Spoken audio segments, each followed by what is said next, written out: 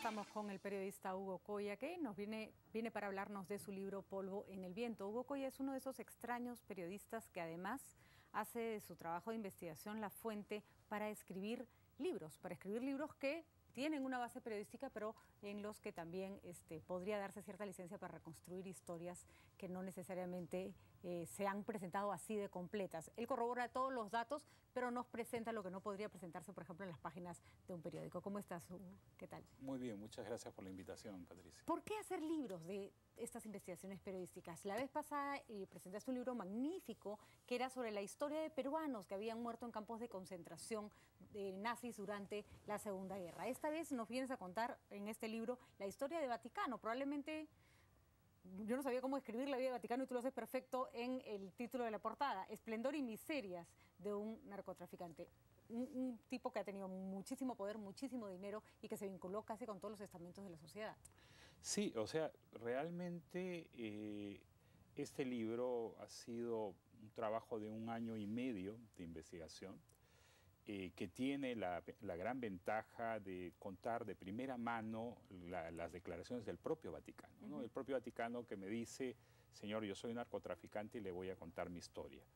Pero yo no me he querido quedar allí, o sea, he buscado 78 personas en total, han sido entrevistadas para este libro, y además he revisado archivo, todo lo que se había escrito, todas las informaciones periodísticas que se tenía, y documentos desclasificados del Departamento de Estado y del Departamento de Justicia norteamericano, algunos de los cuales no son nuevos, pero que me permitieron, digamos, tener un contexto, una idea global de lo que es el personaje, ¿no? El problema con los periodistas es que normalmente nos zambullimos en historias que tienen miles de aristas, muchas caras, muchos protagonistas, y las tenemos que resumir en, no sé, 3.000 caracteres para un periódico, o en 3.000 palabras para un periódico, en 8 minutos para la televisión, y uno siempre se queda con la sensación de que pudo decir más. Y además las historias a veces ni siquiera terminan, la mayoría de las veces no terminan cuando uno las publica, sino que son historias que continúan.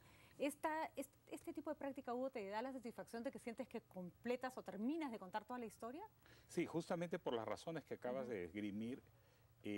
Los periodistas, lamentablemente, el medio o los medios de comunicación no tenemos pues el espacio suficiente para hacer este periodismo en profundidad o de investigación tan amplio que nos permita que el público conozca al detalle muchas cosas, muchos capítulos de nuestra historia que se van dando a través de las noticias. Entonces, escribir libros y dedicarme un tiempo bastante amplio a profundizar, a indagar, a ver todas las aristas sobre un tema, me ayuda de alguna manera a decirle al público: señores, esto ha pasado, esto ocurrió por tal o cual manera, y ¿qué debemos hacer para que no ocurra? En este caso, el narcotráfico, ¿no? O sea, yo a la hora que conocí la historia de Vaticano fue para mí una gran sorpresa. Yo vivía en ese momento en Estados Unidos, trabajaba en CNN, y me impactó mucho el poder que tenía este señor, los vínculos que tenía con las autoridades peruanas. Además, Vaticano es un personaje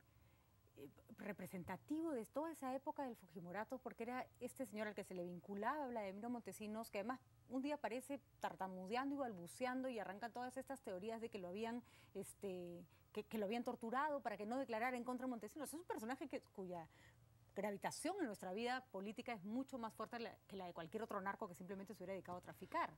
Claro, Vaticano además hay que recordar que es quizás el narco más mediático que hemos tenido, vale la expresión. O sea, es el tipo que se rodeó de artistas de la farándula, estaba vinculado a políticos. Bien Chollywood, pues, ¿no? Claro, bien Chollywood, al estilo Magali, en el peor sentido de la palabra, ¿no?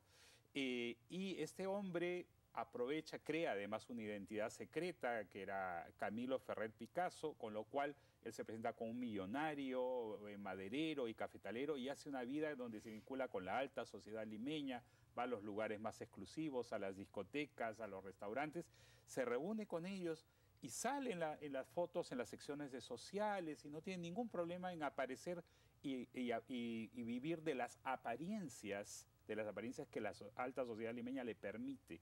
Está claro que un personaje como Vaticano, además de la astucia, por supuesto, y la frescura no sé la palabra, conchudez, para moverse en el mundo como si no fuera quien es, necesita de la anuencia de un Estado que no lo quiere atrapar.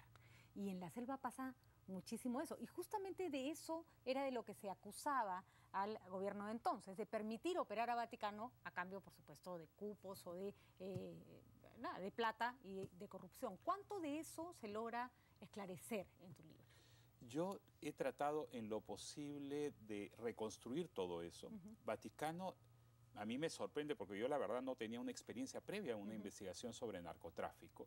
Y me sorprende, primero, un tipo muy organizado, ¿no? Muy organizado. O sea, él llevaba sus finanzas y sabía cuánto tenía que pagar en sobornos, en coimas, a los militares, tenía su presupuesto para pagar incluso a las prostitutas que digamos que estaban al servicio de sus huestes y de los propios militares, cuánto gastaba en la comida para los soldados. O sea, todo lo tenía presupuestado, todo organizado en el sentido, digamos, un emprendedor, pero en el lado del mal, digamos, ¿no? Por llamarlo de alguna manera.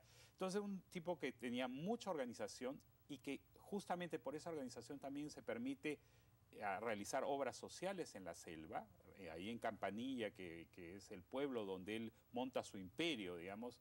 Él realiza una serie de obras y logra la complicidad de las autoridades, de los militares, la base militar de Punta Arenas quedaba al lado de la pista de aterrizaje, y los militares que después fueron interrogados dijeron que nunca se habían percatado de la cantidad de vuelos. Llegó a tener 18 vuelos diarios en una pista que realizaba aterrizajes en la noche, sin contar siquiera con luz, con energía eléctrica. Claro, no era como vivir al lado del Jorge Chávez. Exactamente, ¿no? Entonces llegó a tener, según documentos del Departamento de Justicia norteamericano, el segundo mayor movimiento aéreo del país después del Jorge Chávez. O sea, no el aeropuerto de Cusco, no el aeropuerto de Trujillo, no el aeropuerto de Chiclayo ni el de Quito, sino Campanilla. Campanilla llegó a tener ese movimiento y evidentemente realizaban estas transacciones en 6 o 7 minutos. Wow. Y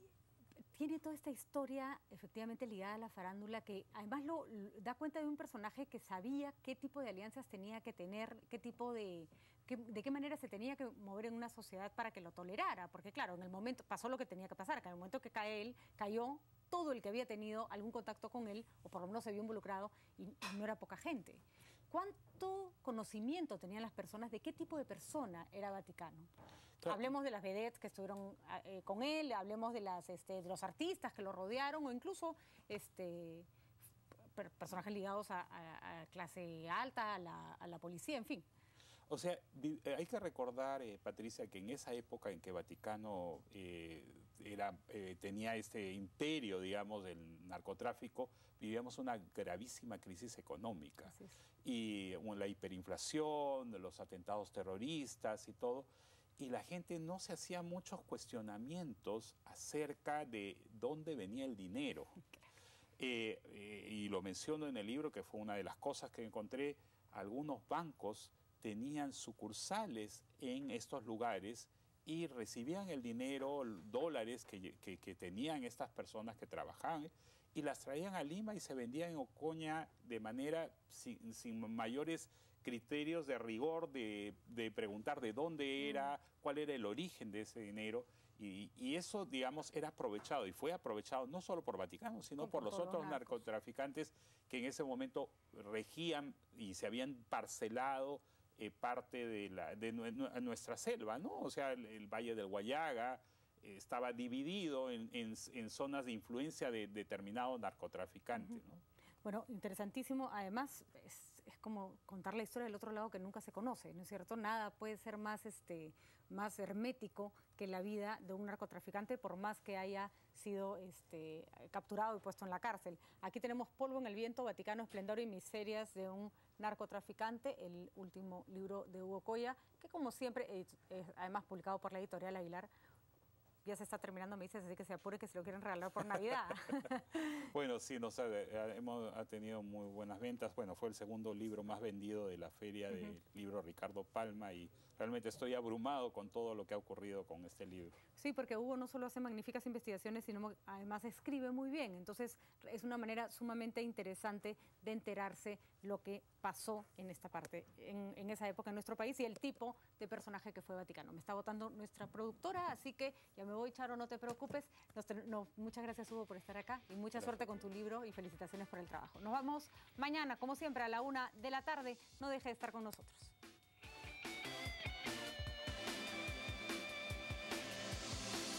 De lunes a viernes a las 9 de la noche en ATV+. Él no necesita presentaciones. La gente gana con un discurso y gobierna con otro. Es una mujer las que más rajas de la vida. Él es tal y como es. Cuando candidaté a la Alianza Lima lo llevo para el cierre. Divertido. Unos huesos encontrados de una alienígena. ¿Será E.T.? E.T. ya no, tampoco. Directo. ¿Qué hay que hacer para que mañana no haya ningún muerto? Sin pelos en la lengua. Que no le llegan ni a los talones, se ponen pretensión. De lunes a viernes a las 9 de la noche. Van a tener que aguantar así. Buenas noches con Augusto Álvarez Rodríguez en ATV+. Más noticias, más cerca.